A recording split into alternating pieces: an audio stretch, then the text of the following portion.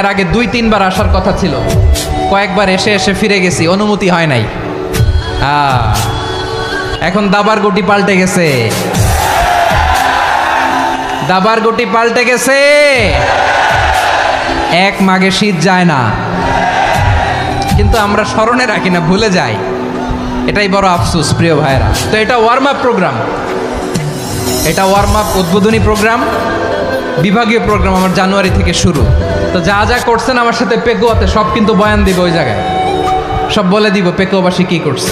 আমি তো ভাবছি পেকুয়ার জেন জি, জেনারেশন জি আমাকে এমনভাবে রিসিভ করবে, আমার কোনো ব্যাক পেতে হবে না, কষ্ট পেতে হবে না। আমাকে স্মার্টলি তারা স্টেজে রিসিভ করবে, স্মার্টলি তারা সেফ এন্ট্রি সেফ এক্সিট দিবে।